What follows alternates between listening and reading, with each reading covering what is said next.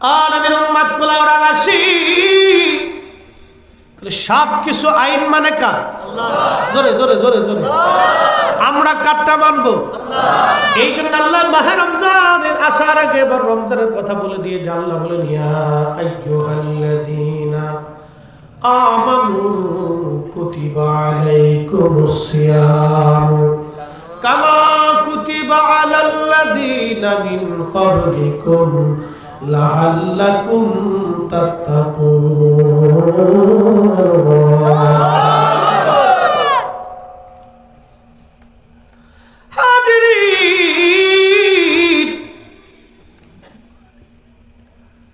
আল্লাহ ডাকতে বলতেছে, ইমানদার, ইমানওয়ালা, ইমানওয়ালা, মাহে রমজানের রোজা তোমাদের জন্য ফরজ করে দিয়েছি, তোমাদের পূর্ববর্তীদের জন্য ফরজ করেছিলাম, লাআল্লাকুম তাত্তাকুন, যাতে তোমরা মুত্তাকি হও, যাতে তোমরা মুত্তাকি হও, সেই জন্য মাহে রমজান তোমাদের জন্য ফরজ করে দিলাম। প্রিয় নবীজি মাহে রমজান আসার আগে শাবান মাসের শেষ দিনে নবীজি খুতবা দিতেন, বয়ান করতেন। সাহাবায়ে কেরামকে বলতেন, সাহাবীরা রে, আমাদের মাঝে একটা বরকতময় মাস আমাদের মাঝে আসতেছে, খুবই দামি মাস। এই মাহে রমজানে কেউ যদি একটা ফরজ ইবাদত করে, অন্য মাসে ৭০টা ফরজ ইবাদতের সমান সওয়াব আমার আল্লাহ বান্দার আমলনামায় দিয়ে দিবে। কেউ যদি মাহে রমজানে একটা নফল ইবাদত করে, অন্য মাসে আমার আল্লাহ পাক একটা ফরজ ইবাদতের সমান সওয়াব আমার আল্লাহ মাহে রমজানে আমলনামায় দিয়ে দিবে। কেউ যদি এই মাহে রমজানে একজন রোজাদারকে ইফতার করায়, তার রোজা হোক বা না হোক, ওই রোজাদারকে ইফতার করানোর কারণে আমার আল্লাহ ওই একটা কবুল রোজার সওয়াব বান্দার আমলনামায় আমার আল্লাহ লিখে দেবে। আল্লাহ নবী বলেন, সাহাবীরা রে, রোজাদারকে ইফতার করানোর জন্য শুধু রোজার সওয়াব আল্লাহ লিখে দিবে তা না, আল্লাহ বান্দার জাহান্নাম থেকে বাঁচায় দিবে। ও সাহাবীরা, তোমরা সম্ভবপর হলে এক পেলা দুধ দিয়ে ইফতার করাও। সাহাবীরা জবাব দিল, হুজুর, আমাদের ভিতরে অনেকেই ইফতার করানোর মতো সামর্থ্য নাই। নবী বলেন, খেজুর দিয়ে করা, বলে তাও নাই। আল্লাহ নবী বললেন, তাহলে এক পেয়ালা পানি দিয়ে হলেও তোমার রোজাদার ভাইকে তুমি ইফতার করাও। যদি করাইতে পারো তাহলে তোমার আমলনামায় আল্লাহ কবুল রোজার সওয়াব তোমার আমলনামায় লিখে দিবে। আল্লাহ নবী আরো বললেন, যদি কোনো ব্যক্তি রোজাদারকে তৃপ্তি সহকারে পেট করে খাওয়ায়, আমার মালিক আমার আল্লাহ ডাক দিয়ে বলতেছে, সাহাবীরা রে, আমার রাসূল ডাক দিয়ে বলতেছে, সাহাবীরা রে, কিয়ামতের ময়দানে মুসিবতের দিনে আমি নবী তাকে হাউজে কাউসারের পানি পান করাইয়া কলিজা ঠান্ডা বানাইয়া দেব।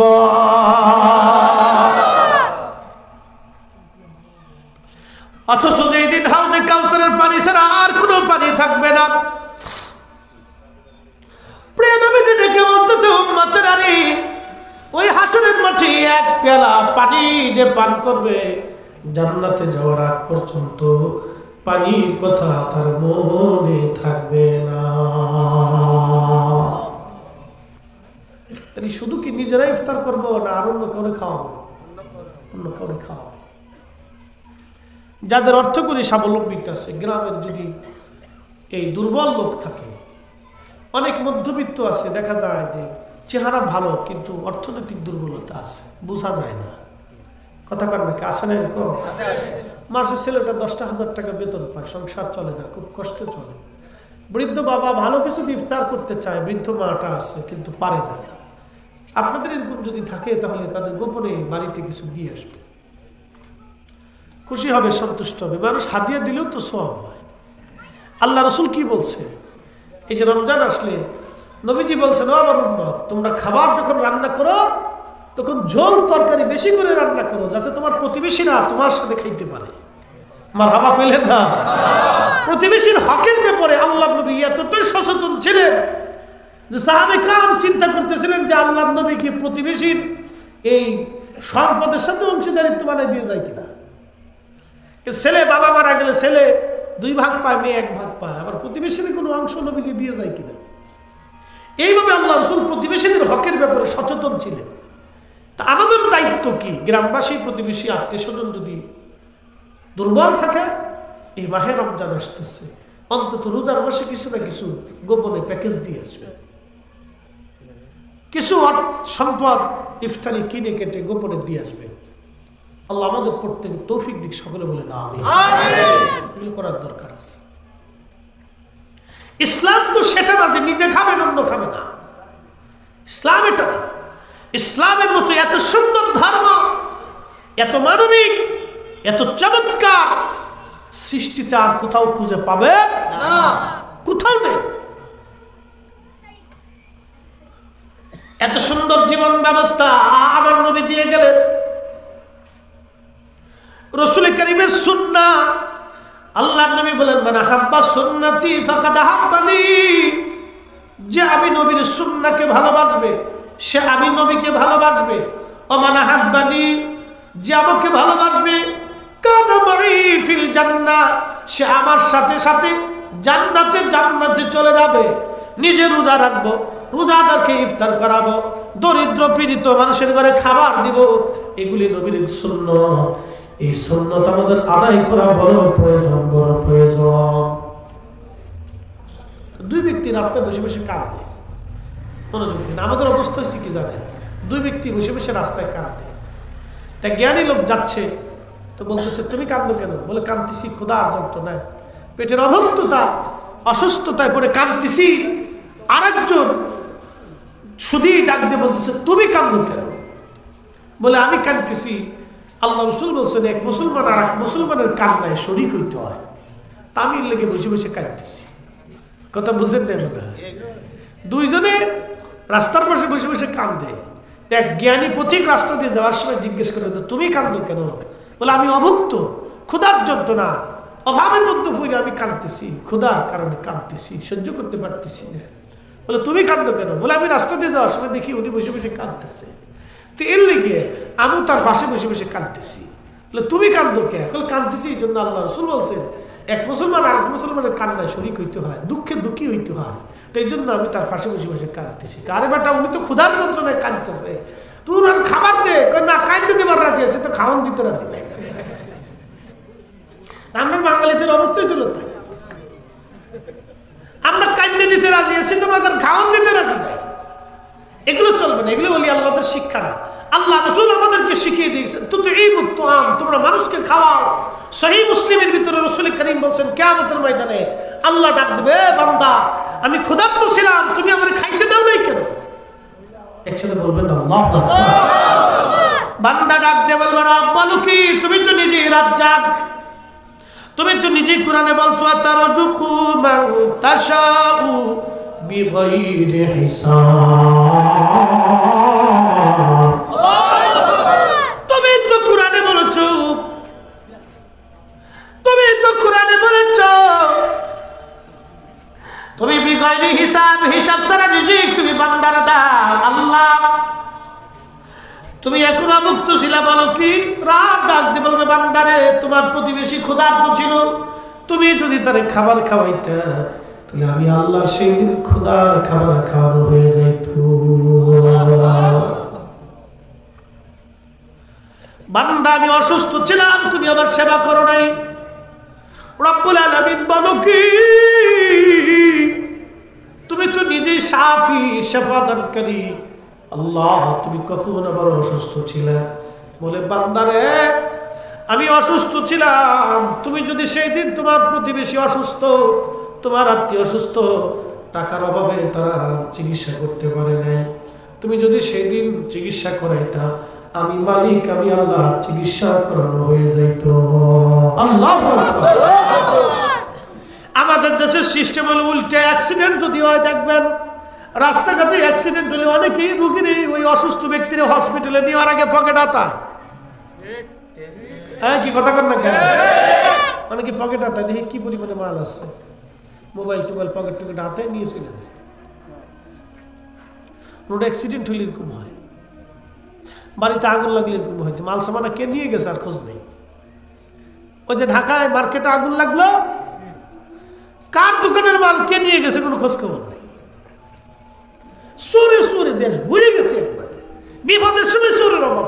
আরে মানুষ কুত্তাই চিন্তা করে, তোরা মানুষ হইছিস কে? তোরা কুত্তা হইলি তো ভালো হতো। কি কথা কর না? কঠিন অবস্থা, জানেন কি সিচুয়েশন আমাদের। আমরা কবে মানুষ হবো জানি না, কবে প্রকৃত মানুষ হবো আমরা নিজেরাও বলতে পারতেছি। প্রিয় উপস্থিতি আমার, খুবই মনোযোগ দিয়ে শুনিয়া যান হাজিরিন। এইগুলি তো আমাদের বুঝে যাওয়া দরকার যে তোমরা মুসলমান, আমরা মুসলমান। আল্লাহ আমরা মুসলমান বানাইছে, মানুষ বানায় দুনিয়ার মধ্যে পাঠাইছে। এই মাহে রমজান আল্লাহ বলেন লাআল্লাকুম তাত্তাকুন, তোমরা যাতে মুত্তাকি হও সেই জন্য রোজা পাঠাই দিলাম রমজান। আল্লাহ রাসূল মিম্বার শরীফে কদম রাখলেন, কদম রাখার পরে বলেন আমিন। দ্বিতীয়বার কদম রাখলেন, বলেন আমিন। তৃতীয়বার কদম রাখলেন, বলেন আমিন। সাহাবীরা বলল হুজুর তিনবার কদম রাখলেন, আমিন বললেন, হিকমত কি, কারণ কি বুঝলাম না। আল্লাহর নবী ডাক দিয়ে বললেন সাহাবীরা, প্রথমবার মিম্বারে কদম রাখার পরে জিবরাইল আমিন এসে আমাকে বলল হুজুর যে আপনি নবীজির নাম শুনলো কিন্তু দুরূদ শরীফ পড়লো না, সে ধ্বংস হয়ে যায়। যে আপনি নবীর নাম শুনলো কিন্তু দুরূদ পড়লো না, সে ধ্বংস হয়ে যায়। জিবরাইল আলাইহিস সালাম বলেন আমিন, নবীজি বলেন আমিন। দ্বিতীয়বার মিম্বারে কদম রাখছি, জিবরাইল এসে বলল হুজুর যে মাহে রমজান পাইলো কিন্তু নিজের জীবনের গুনাহগুলি মাফ করাই নিতে পারলো না, সে ধ্বংস হয়ে যায়।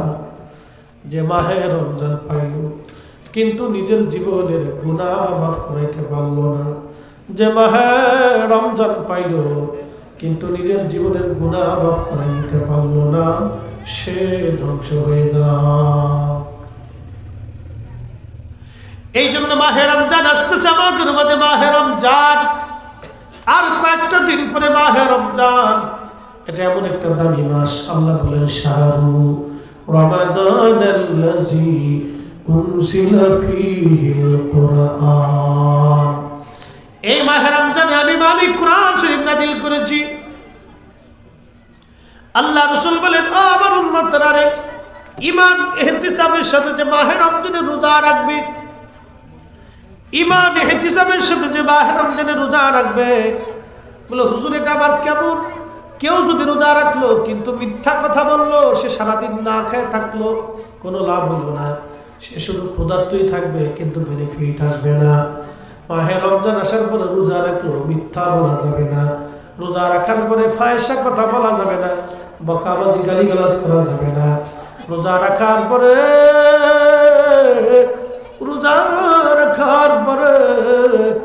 এই আপনার গীবত তোহমত করা যাবে না। আমরা অনেক সময় দোকানে বসে বসে গীবত করি। আল্লাহর নবী বলেন উম্মত তোমরা কি তোমাদের মৃত ভাইয়ের গোশত খাইতে পছন্দ করো? সাহাবীরা বলেন না ইয়া রাসূলুল্লাহ, মৃত ভাইয়ের গোশত কি করে খাওয়া যায়? নবীজি বললেন যারা গীবত করলো তার জন্য মৃত ভাইয়ের গোশত খাইলো। একবার জোরে বলা যাবে কি নাউজুবিল্লাহ? আচ্ছা বলেন মাহে রমজানে রোজা রেখে কেউ যদি দিনের বেলা খাবার খায় রোজা হবে? হ্যাঁ জোরে বলেন হবে। তাহলে মাহে রমজানে রোজা রেখে কেউ যদি গীবত শিকায়ত করে, বোঝা গেল হাকিকতের রোজা হবে না, ঠিক কিনা? সে শুধু না খেয়েই থাকবে কিন্তু হাকিকতের রোজাটা, তাকওয়ার রোজাটা, লাআল্লাকুম তাত্তাকুন, এই তাকওয়ার রোজাটা হবে না। যে জন্য আল্লাহ রোজা পাঠাইছে সেই উদ্দেশ্য তার হাসিল হবে না। যেই উদ্দেশ্যে আল্লাহ তারা পাঠাইলো সেই উদ্দেশ্য তারা হাসিল হবে না। যেই উদ্দেশ্যে রোজা দিয়ে দিল সেই উদ্দেশ্য তারা হাসিল হবে না। এই জন্য মাহে রমজান আসতেছে, প্রস্তুতি নেওয়ার দরকার। ঈমান ও ইহতিসাবের সাথে রোজা রাখতে হবে আমাদের। তাহলে রোজা রেখে মিথ্যা বলা যাবে না, শিকায়ত করা যাবে না, গীবত করা যাবে না, তহমত দেওয়া যাবে না, চুগলখড়ি করা যাবে না, এই তারপরে ফায়সা কথা বলা যাবে না, ফায়সা কাজ করা যাবে না, মানুষ ঠকানো যাবে না। এই রমজান মাস আসলে খেজুরের দাম সারা বছর যেটা 200 টাকা, রোজা আসলে হয়ে যায় 300 টাকা। ওরে সিটার, কি কথা কর না কেন? সারা বছর রোজা খেজুর 200 টাকা, রোজা আসলে হয়ে যায় 300 টাকা। তার মানে কত বড় সিটা আর চিন্তা করতে পারছে কেজিতে 100 টাকা বাড়াই দিচ্ছে। অথচ সারা পৃথিবীর মুসলিম দেশগুলির অন্যান্য ব্যবসায়িকরা রমজান আসলে পণ্যের দাম কমে যায়, আর বাংলাদেশের রোজা আসলে পণ্যের দাম বেড়ে যায়। তার মানে এই সমস্ত ব্যবসায়িক যারা আছে, এই 2 নম্বর ব্যবসায়িক এই যারা আছে, এগুলো সব অধিকাংশ হলো সিটা। কথা কর না, ঠিক কিনা? 2 নম্বর ব্যবসায়িক যারা, আল্লাহ এই সমস্ত 2 নম্বর ব্যবসায়িক থেকে আমরা দেশকে হেফাজত করুন বলে না। এটা বুঝে না যে রমজান আসলে কত মা একটা জিনিস চিন্তা করেন। আমি আপনাদেরকে বুঝাইতেছি আজকে, একটা মানুষ সারাদিন পরিশ্রম করে 500 টাকা রুজি করার লোক আছে না? আছে। তো 500 টাকা রুজি করলে সে সারা মাসে পরিশ্রম করে 10,000, 12,000, 15,000 টাকা রুজি করে। আর একজন ইমাম সাহেবের বেতন কত? ইমাম সাহেবের বেতন কত? 3,000, 4,000, 5,000। তাহলে দিন বললো কত? 150 টাকা, 120 টাকা, 30 টাকা। আর সারাদিন পরিশ্রম করে একদিন 500 টাকা রুজি করে, তাহলে ইমাম সাহেবের সাথে সে বালা। যে অটো চালায়, রিক্সা চালায়, সে এমনি চালায়, সেই ইমাম সাহেবের সাথে বালা।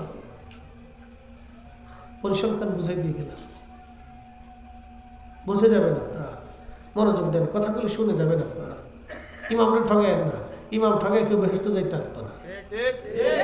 আপনি ঠিক করলেও ঠিক, না ঠিক করলেও ঠিক। ইমাম ঠগাইয়া কেউ বেহেশতে যাইতে পারত না।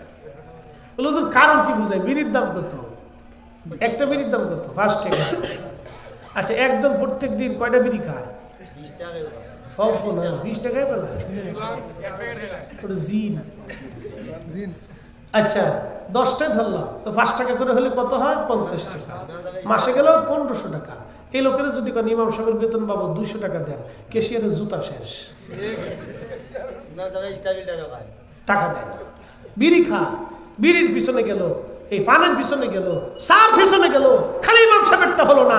অথচ ইমাম সাহেব 5টা ওয়াক্ত আল্লাহর ঘর পাহারা দিচ্ছে, আল্লাহর ঘরের জন্য সে তার নিজের জীবনকে দিচ্ছে। তার একটা ফ্যামিলি থাকতে পারে, সন্তান আছে, মা আছে, বাবা আছে। আপনার আমার দায়িত্ব কি 200, 300, 500 টাকা দিয়ে ইমাম সাহেবের জন্য এগুলি বরাদ্দ করা। ওই আসার সময় দেখলাম আপনাদের এখানে অনেক বড় একটা মন্দির, কত চমৎকার করে তারা মন্দিরটাকে সাজাইছে। অথচ আমরা মুসলমান, আমরা আল্লাহর ঘরের জন্য, মসজিদের ইমাম সাহেবের জন্য 10 টাকা, 20 টাকা, মাসে 500 টাকা খরচা করতে পারি না। অথচ আমরা কি বলে, এই যে আপনার এই ডিশের টাকা দিতে পারি, ওয়াইফাই বিল দিতে পারি, ফানেরটা দিতে পারি, বিলিটটা দিতে পারি, সারটা দিতে পারি, খালি ইমামেরটা দিতে পারি না। আর ঘুমাই ঘুমাই স্বপ্ন দেখতেছি বেহেশত যে 80টা হুল লইয়া একবারে ঘুম আরাম করে ঘুমাচ্ছি। কাজ হবে না।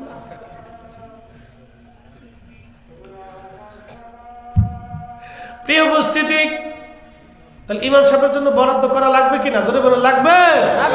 ওনার ঠকেন না, ঠকেন না। এটা আমি কমিটির দোষ দিই না, মসজিদ কোনো কমিটির দোষ দিই না। ওনারা নিরুপায় হয়ে যায়, ওনারা আসে না, ওনারা দিতে পারে না। অনেক ইমাম সাহেব আমার কাছে এসে বললো, হুজুর 5 মাসেরটাও বাকি আছে। আমি কি সর্বনাশ, লাড়িলে দাঁত রাত গিরাবের করে স্যার কি করবে?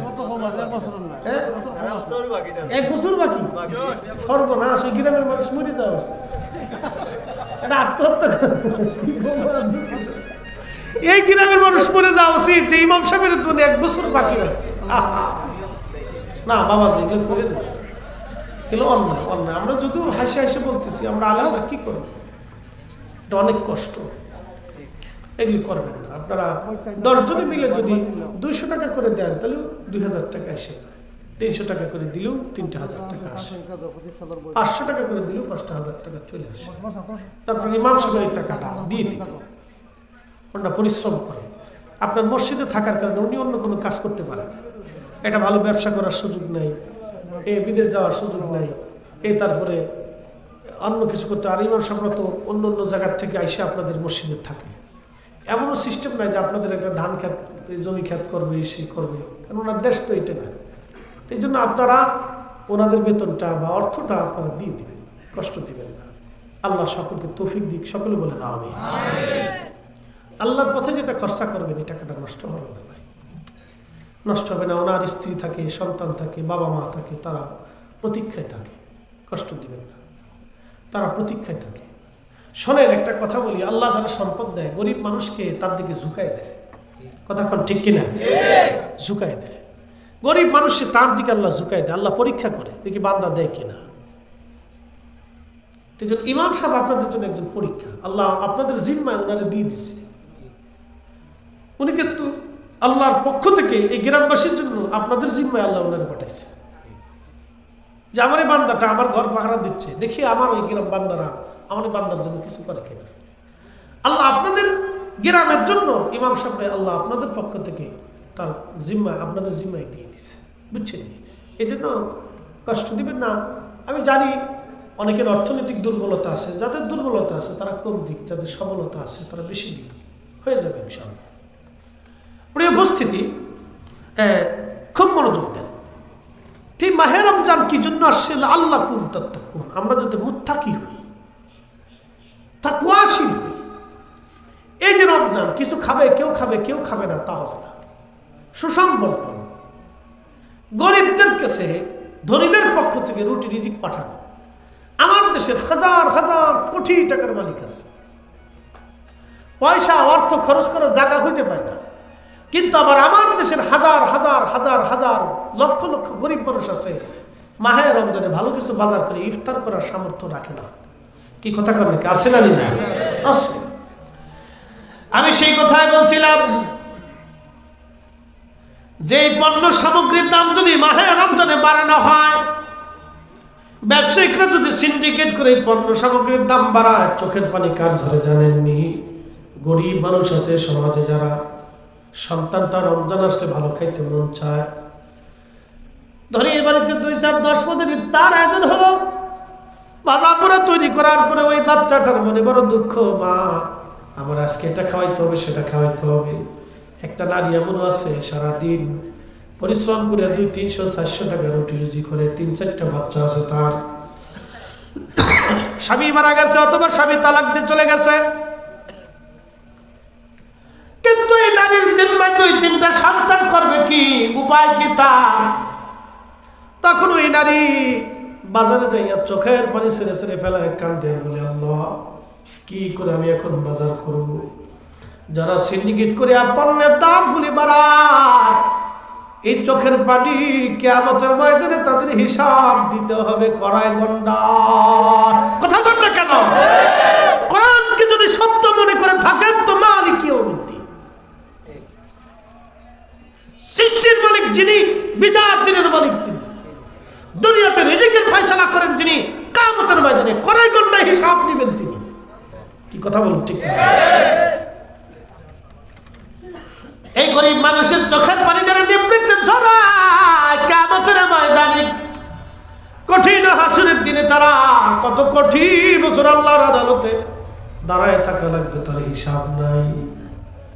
আল্লাহু আকবার। করুণ পরিণতি তাদের ভোগ করতে হবে। এই পরিণতির শেষ কোথায় হবে আমার জানা নাই। মেহশরের মাঠে করুণ পরিণতি, তার একটা করুণ পরিণতি বোঝায় তারুজুল, এই কোরআন বলতেছে তার একটা করুণ পরিণতি বুঝাই দিয়ে শেষ করব। তারুজুল মালাইকাতু ওয়ার রূহু ইলাইহি ফি ইয়াউমিন কানা মিকদারুহু 50 আলফ সানা। আল্লাহর কোরআন বলতেছে দুনিয়ার 50,000 বছরে এক ডাকা করলে যত বড়, হাসরের একটা দিন হবে তত বড়। একসাথে বলবেন না আল্লাহু আকবার।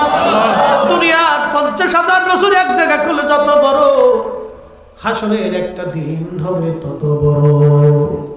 আল্লাহ সেদিন যারা দুনিয়াতেই পণ্য সামগ্রীর দাম বাড়াইয়া, গরিব মানুষের চোখের পানি ঝরাইয়া, এই রমজান মাসে খেজুরের দাম বাড়াইয়া, চিনির দাম বাড়াইয়া, তেলের দাম বাড়াইয়া, চালের দাম বাড়াইয়া, মশলার দাম বাড়াইয়া, এই সবজির দাম বাড়াইয়া, নিত্য প্রয়োজনীয় খাদ্য সামগ্রীর দাম বাড়াইয়া যারা গরিব মানুষের চোখের পানি ঝরাইয়া কোটি কোটি টাকার মালিক হয়ে গেল, কিয়ামতের ময়দানে এই সম্পদ তো সে আর দুনিয়ার থেকে কবরে নিতে পারবে না, কবরেও তার কোনো প্রয়োজনও আসবে না। এই সম্পদগুলিকে আল্লাহ সর্বাকৃতি বানাইয়া শরীরের মধ্যে পাচাইয়া আল্লাহর বান্দাকে সেই দিন কিয়ামতের মাঠের একটা পাশে আল্লাহ তাদেরকে জায়গা করে দিবে। কিয়ামতের মাঠের এক পাশে তাদের জায়গা হবে, এই সাপ তারে কামড়াইতে থাকবে, মুখের মধ্যে কামড়াইয়া গোশতগুলি টেনে টেনে ছিঁড়ে ছিঁড়ে নিয়ে চলে যাবে। আল্লাহু আকবার। আল্লাহ নবী বলেন এই সাপ যদি দুনিয়াতে একবার নিঃশ্বাস ফেলাইতো পৃথিবীতে কোনো ফসল হইতো না, জীব জানোয়ার বাঁচত না। এই সাপ একবার কামড় দিলে 40 বছর ধরে বিষের ক্রিয়া শরীরে চলতে থাকবে। নবীজি বললেন দুনিয়ার 50,000 বছর এক জায়গায় করলে যত বিরাট, একটা দিন হবে তত বিরাট। সেই দিনের হিসাব অনুযায়ী জিন জাতির হিসাব হবে, মানব জাতির হিসাব হবে, ফেরেশতাদের হিসাব হবে, পশু পাখির হিসাব হবে। সমস্ত মাখলুকের হিসাব টানার পরে ওই দুনিয়াতে যারা পণ্য সামগ্রীর দাম বাড়াইয়া গরিব মানুষের রক্ত যারা চুষে খাইল, যারা গরিব মানুষের টাকাগুলি মারিয়া সুইস ব্যাংকে এবং বেগম পাড়ায় বাড়ি বানাইলো, গরিব মানুষের টাকাগুলি নিয়ে আল্লাহর বান্দাদের হক যারা মেরে খাইলো, কিয়ামতের ময়দানে আলাদা তাদেরকে রাখা হবে। কোটি কোটি বছর পার হয়ে যাওয়ার পরে তাদেরকে আল্লাহ হিসাবের জন্য ডাক দেবে। কিন্তু এই কোটি কোটি বছর এই সাপ তারে কামড়াইতে থাকবে, কামড়াইতে থাকবে, কামড়াইতে থাকবে। কেউ তারে সেই দিন বাঁচাইতে পারবে না, তার সম্পদ তারে বাঁচাইতে পারবে না। এই জন্য দুনিয়াতে যারা গরিব মানুষের চোখের পানি ঝরায়, কিয়ামতের ময়দানে আল্লাহর আদালতে ফয়সালা হবে। কথা বলেন ঠিক কিনা?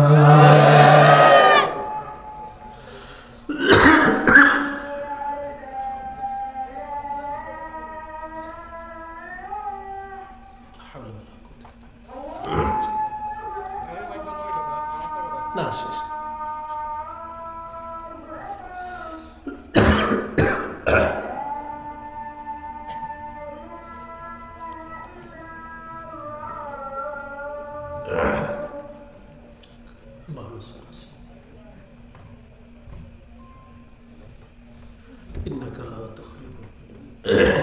আমরা আলোচনা শেষ নিয়ে আসছি। কথা আল্লাহ বাড়াবো না, এই জন্য রমজান আসছে, আমরা প্রত্যেকটা রোজা রাখার চেষ্টা করব। এবার শেষ দুটো কথা। অনেকে কৃষিক্ষেত্রে কামান আছে, দারিদ্রতা আছে, অভাব আছে, রিক্সা ভ্যান চালায়, গাড়ি গুড়ি চালায়, রুটি রুজি করে। অনেকে বলে থাকে হুজুর আমি যদি পরিশ্রম না করি তো বাচ্চাদের জন্য বাজার সদাই কি করবে? তার কথার যৌক্তিকতা আছে, কিন্তু একটা কথা বিশ্বাস করতে হবে, আপনি যদি আজকে মারা যান, কালকে আপনার বাড়ির বাজার কে করাই দিবে? ব্যবস্থাটা কে করা? বাচ্চারা কি খোদাই মরে যাবে না খাবার আসবে? কে দিবে? আল্লাহ কোনো না কোনো মাধ্যম দিয়ে, কোনো ব্যবস্থা দিয়ে আল্লাহ তো বান্দার রিজিকের ফয়সালা করবে। কথা কোন ঠিক কিনা? আপনি থাকলেও যিনি করে, আপনি না থাকলেও তিনিই করে। একসাথে বলবেন না আল্লাহু আকবার। তাহলে সন্তান আর রুটি রুজির চিন্তা রোজা ছাড়া যাবে না, এটা করবেন না। আল্লাহ আমাদের প্রত্যেকের তৌফিক দিক বলেন আমিন। আশেপাশে প্রতিবেশী আত্মীয় স্বজন যারা আছে তাদের খোঁজ খবর রাখবেন এবং তাদের কাছে রমজানে আসলে খোঁজ খবর নিয়ে কিছু ইফতার সামগ্রী নিজের পক্ষ থেকে নিজেরা সুন্দর করে তৈরি করলে আশেপাশে সবাই দিবেন, নিজেরা খাবেন। একটা পেয়ালা পানি দিয়েও যদি ইফতার করান তো ইফতার সওয়াব হয়ে যাবে। এগুলি খেয়াল রাখবেন। এগুলো কিছু আমল আমাদের করার দরকার, যেগুলি করে গেলে আল্লাহ সন্তুষ্ট হবে। বাবাজি, যে মাটির উপরে আজ বসে আছি, কালকে তো মাটির নিচে ঘর হইতে পারে, কখন চলে যাব কোনো ঠিকানা আমাদের জানা নাই, কখন মৌতের ডাক আসবে আমরা কেউ জানি না। এই জন্য দুনিয়াতে আমাদের বিচরণটা যেন নমনীয় হয় এবং আল্লাহকে সন্তুষ্ট করার জন্য হর হামেশা আল্লাহর জিকিরে ফিকিরে ইস্তেগফারের সময় কাটাটাই জরুরি। আল্লাহ আমাদের প্রত্যেকের কবুল করুন, সকলে বলেন আমিন।